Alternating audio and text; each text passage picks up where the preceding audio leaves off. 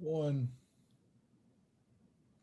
Hey friends, Scott Sullivan here, Discipleship Catalyst, Georgia Baptist Mission Board, and such a good day to kick off this discussion of learning communities. We're kicking off 2021. We're here in January, our first broadcast of the year, and we want to share something with you that is potentially a game changer for you. And I'll be honest with you, it's one of those things that I wish I had as a minister for the last 30 years.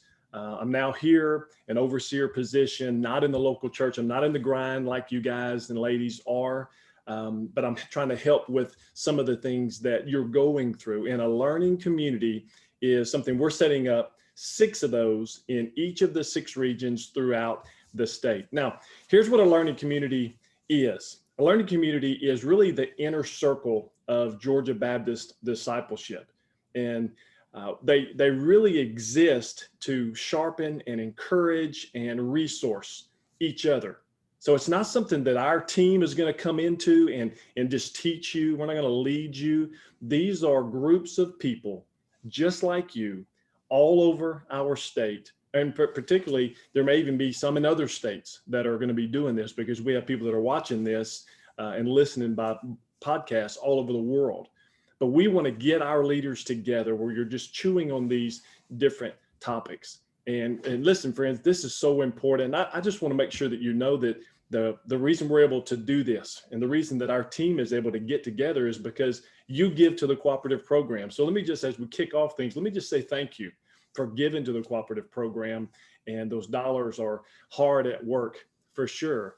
Now, this learning community, when we talk about how they can affect you, how they can benefit you in your ministry, we are collecting best practices. So there are 5 people on our consultant team right now, spread out all over the state. And what we're doing is through this Facebook group and through podcasts and our discussions and phone calls, we're collecting best practices of what's happening all over the world. And then we're funneling them down as best we can into your hands, into your heart, so that you know what's happening and you can best serve. Now, how cool would it be if you could meet with a group of leaders just like yourself once a month, every 2 months, maybe once a quarter?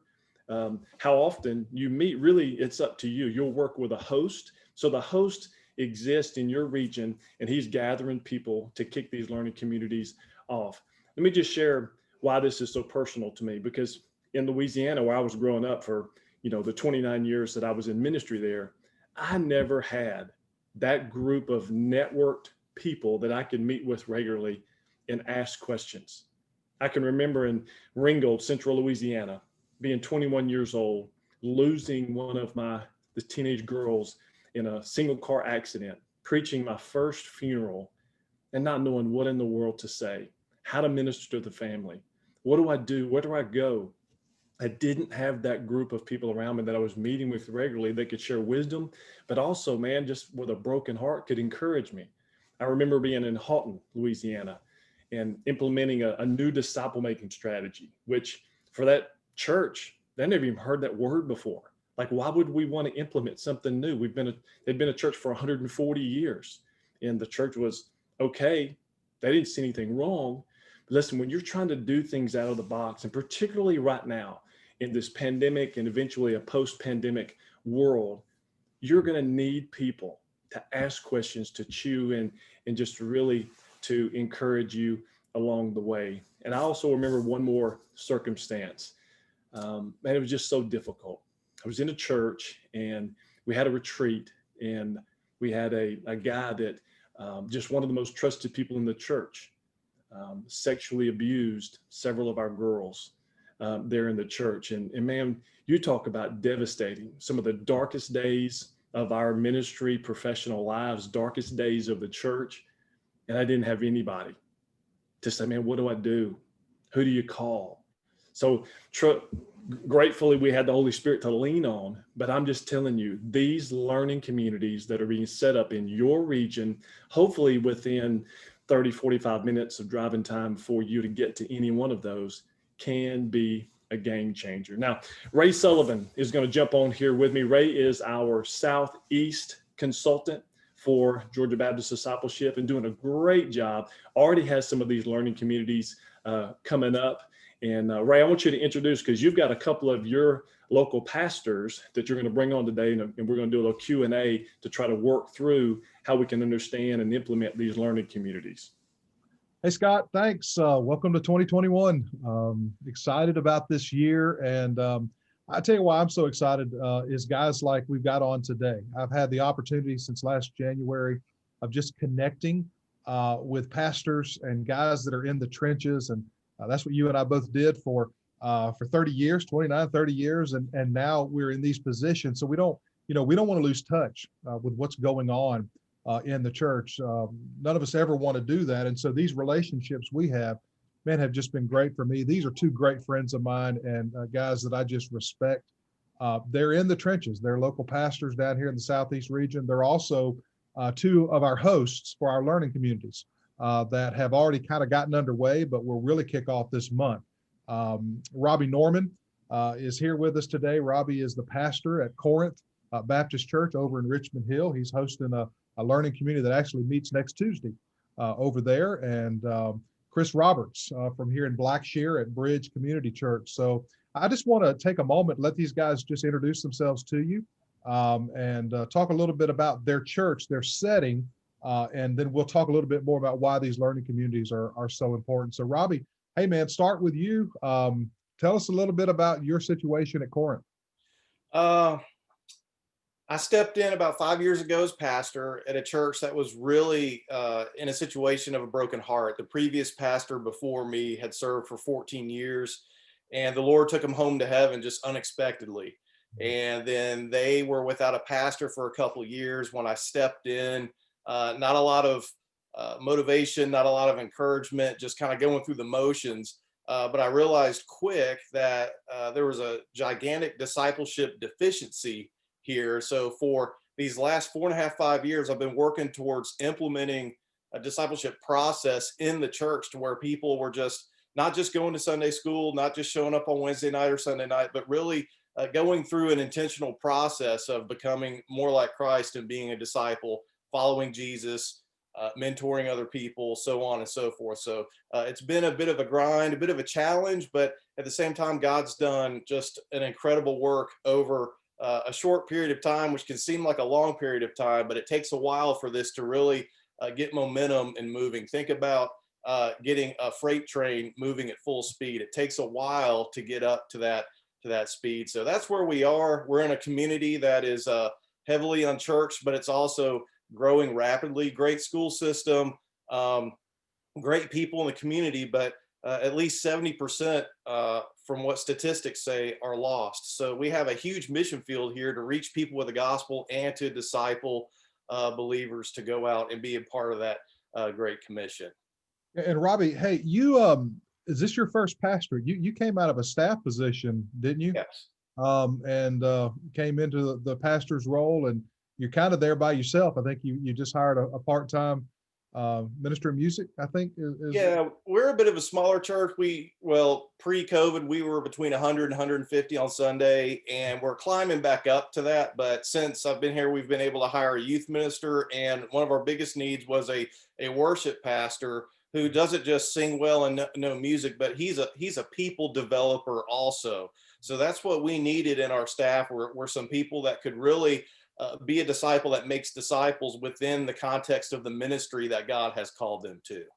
Good deal. Really neat watching what's going on. I watched your sermons as you were preaching through that discipleship pathway, and excited to see what God's going to do there. Hey, Chris Roberts in Blackshear, Georgia, now home of the first-time Pierce County Bears, who won the 3A state championship. That's right. So what's up, Chris? Hey, how y'all doing? My name's Chris, pastoring a Bridge now for 10 years. I was the church planter of Bridge, came out of my home church, First Baptist Blackshear, got their blessing, and we started Bridge Community Church 10 years ago with about 30 folks to help us get us started. And so we're now 10 years, and prior to COVID, we were right there averaging between 300 to 350 on Sunday mornings through our ministries. And so we've seen a lot of different seasons within our church over 10 years. starting with everybody bringing their chairs to a daycare center to do worship and small group in houses, to expand now to where we got a church with some programs and ministries. But we are part-time staff. I have a few staff members, but they're all part-time. We grew from it just being me to part-time. And in that process, the consistent thing has been having to be heavy, relying on our laity leaders. And so very thankful with the core that we started with. They kind of helped a great foundation. But as we grew, the challenge of discipling the way I grew up in college ministry, discipling became more and more challenging to where we started leaning on that program model again instead of that one-on-one personal relational model. And so we are at that point where we see the reality that for us, God continue to use us in kingdom growth. We've got to continue disciple making and learning how to schedules. We live in a culture as well that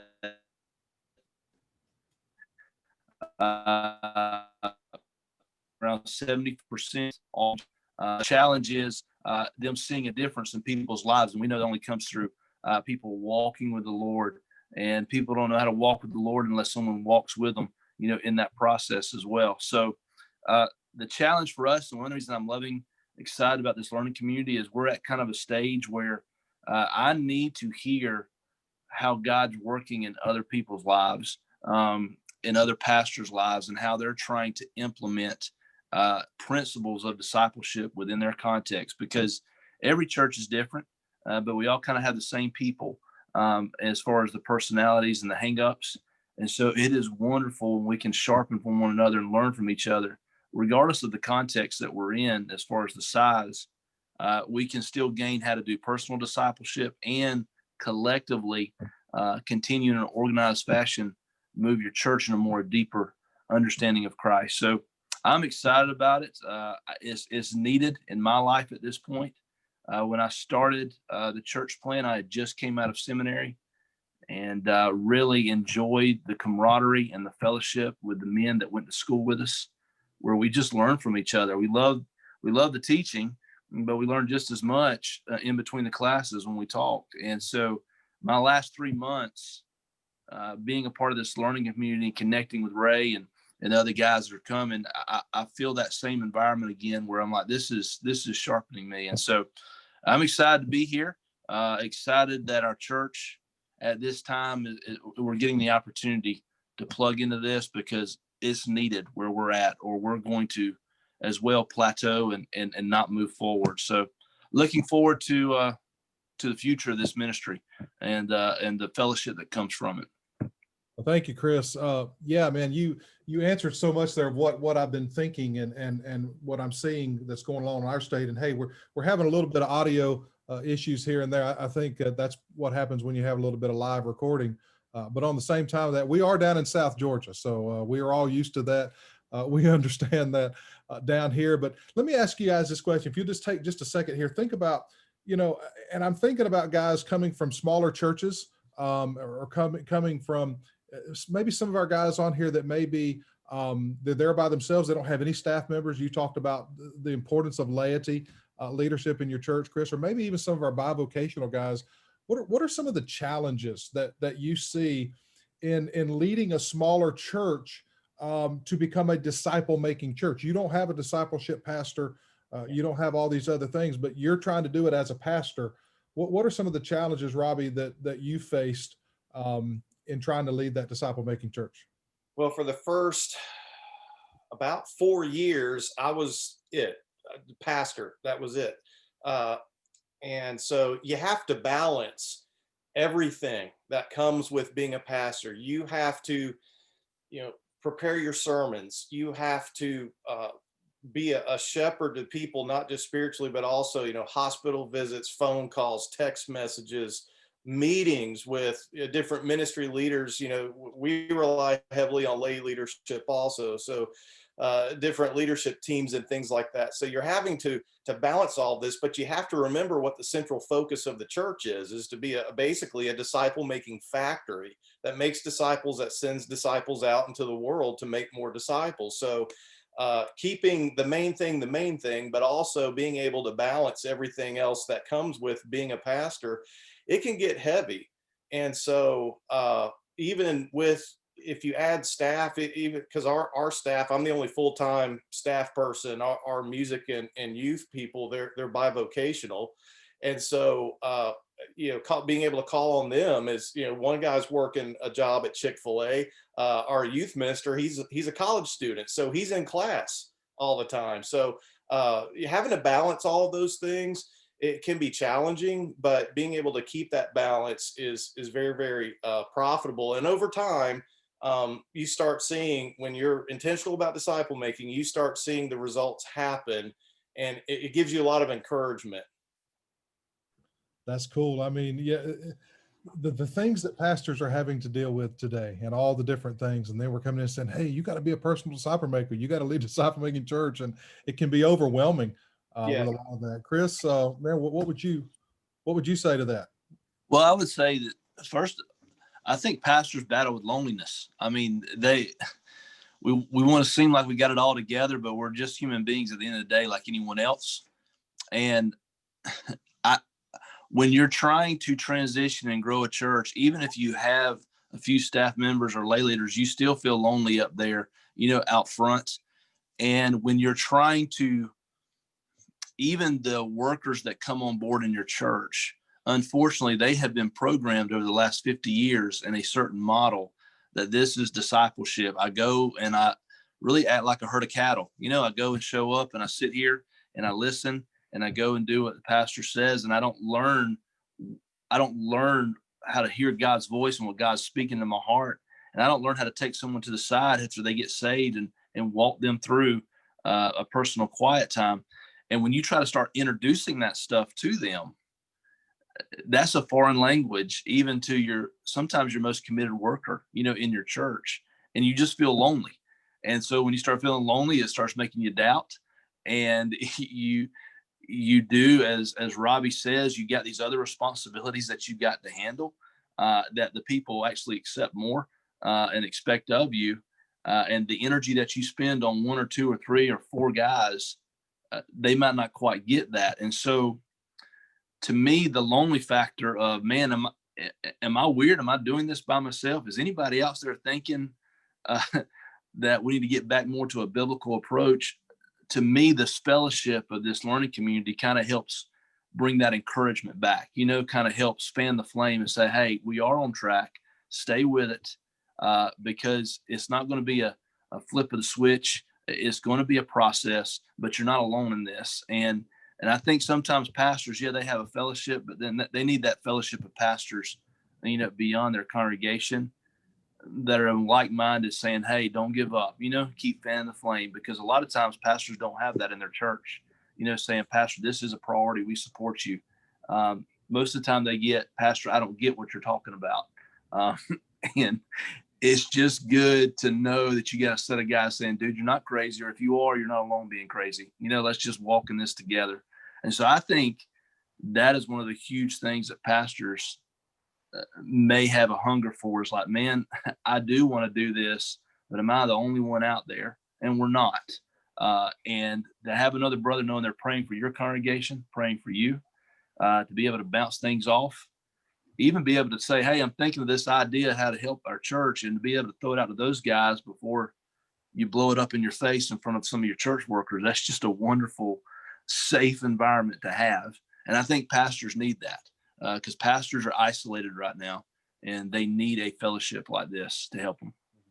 I think, Scott, that's the goal of the learning communities, man, right? It is. And Chris, that is so good, because we want pastors, associate, executive, whatever, if it happens to be a staff member, we want those individuals to know that you're not alone. And those of us who've done it for a long time, man, we have had those moments like you were talking about, Chris, that we feel like we're alone, and that should not be the case. So we're not okay with it. And that's what the learning community exists for. Matter of fact, let me share this quote from one of our South Georgia pastors. He wrote this, I believe it's in the Southwest region, and he said, listen, full transparency, this is the hardest ministry season I've ever experienced. I'm not going anywhere or anything, but just at a point where I don't have a lot of excitement about the next several months. I do look forward to these learning community meetings. And that's been echoed as we're visiting with you guys in the local trenches. And people are talking about that need. I love what John Spencer said too, Ray. I was talking to John. John's all things discipleship there in Sherwood Church, incredible leader. And he said, early on, he had an opportunity to be a part of something like this. It wasn't called Learning Community, but it was that type of cohort, that type of gathering of guys and leaders. And he said it bore as much fruit in his life as anything that he did. And he told me this, I believe making disciples is rooted in relationships. The more we can do to foster relationships between pastors and hold each other's arms up in the battle, the more effective we will be in these regions. So man, I'm just so grateful to have guys like Chris and Robbie on here and so many more that'll be jumping into these learning communities. Now, Robbie, let me throw a question into you because you're getting involved in the learning community. You've dealt with some of this, and you know the side of loneliness, you know the frustration of the pastor, but you also know the networking and the value of that relationship. So how has the learning community helped you? Well, one of the things is that, like Chris kind of alluded to, you're not alone, but we're able to talk about what God's doing in our churches. And it's not a competition. Like, we're not poking our chests out and saying, well, I've got 400 people, or I've got what. We don't talk about numbers. We talk about strategy. And one of the great things about the learning community is we're not taking something that we're throwing up on a whiteboard and saying, hey, this works. We're taking the biblical strategy and we're sharing how that's being lived out in our local churches. And so someone who might be a little bit further along in a disciple making ministry can encourage someone who might just be getting the ball rolling, so to speak. And so there's always something to learn from and to take from each person that brings value to the table. So it doesn't matter if you're a church and you only have 25 people, or you're a church and you have 500 people. Everyone can come together and they can leave with something tangible and valuable that they can prayerfully consider maybe implementing in their own church, whether it be a small group discipleship strategy, like how to start new groups, or how to continue groups, and how to birth new groups, and also, too many things to list. But everybody has a love for everybody, and they want to see the church really be the church biblically. And that's so valuable in these communities. And it's one thing that I'm very, very thankful for.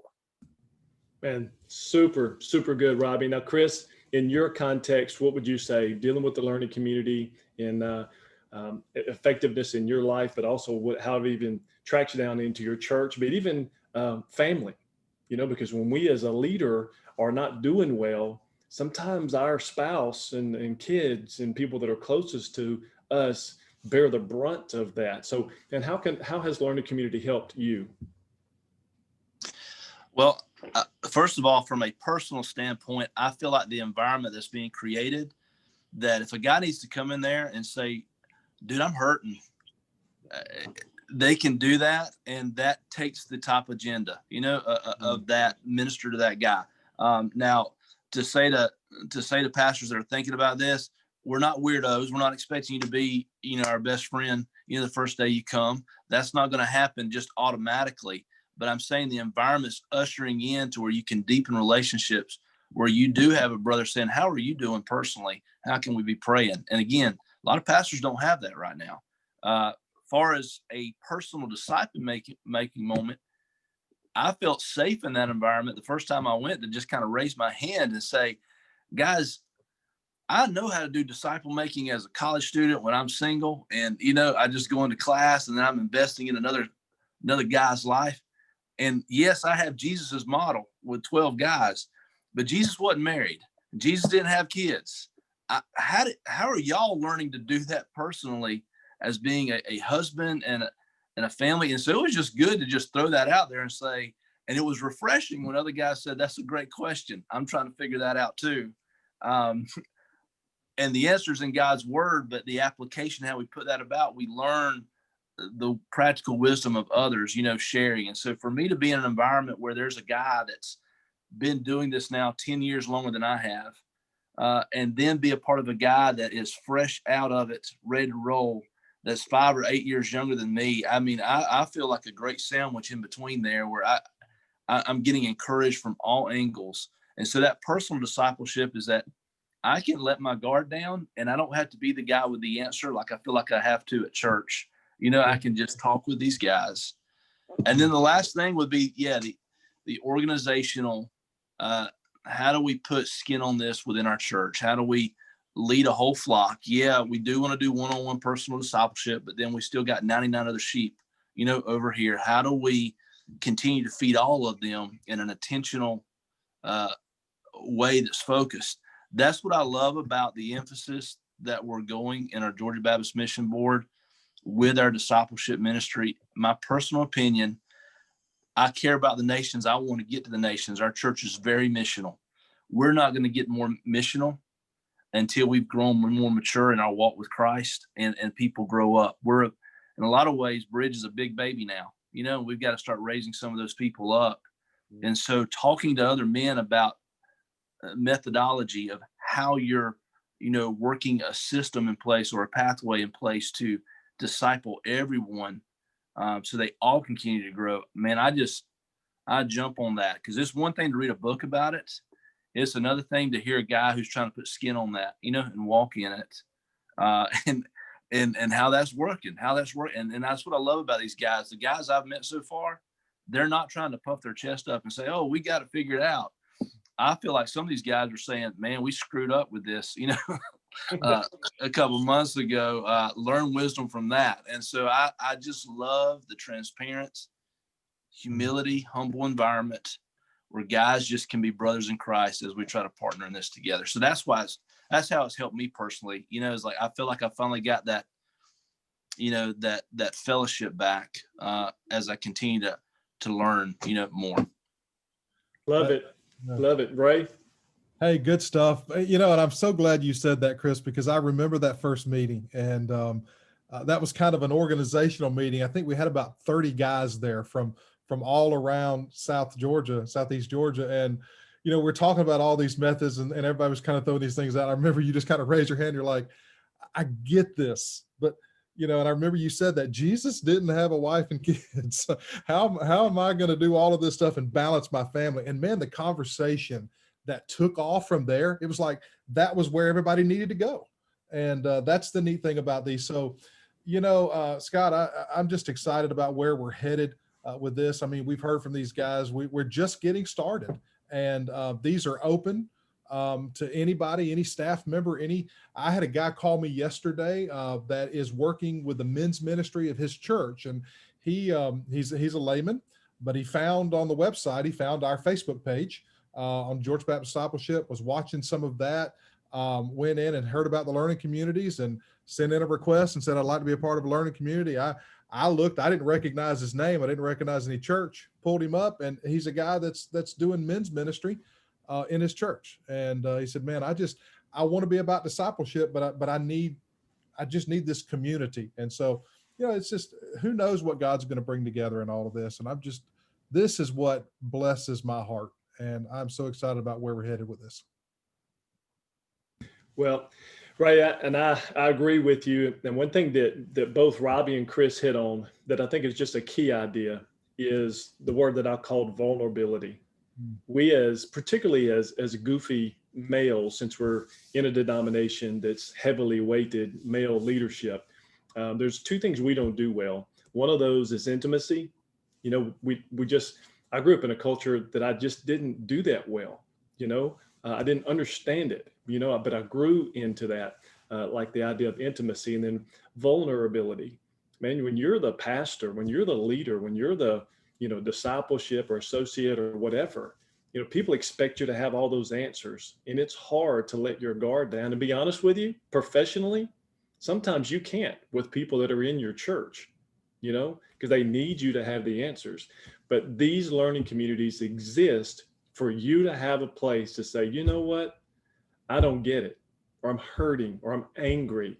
As one pastor up here in the Northeast said, I just want somewhere I can go in and cuss somebody and not get fired. So I don't know that you need to do that, but the concept, the idea is the same. So Ray, man, thanks for putting this together. Thanks for bringing Chris and Robbie on here. And friends, listen, we're going to close this out, but we want you to know that these discipleship consultants are here.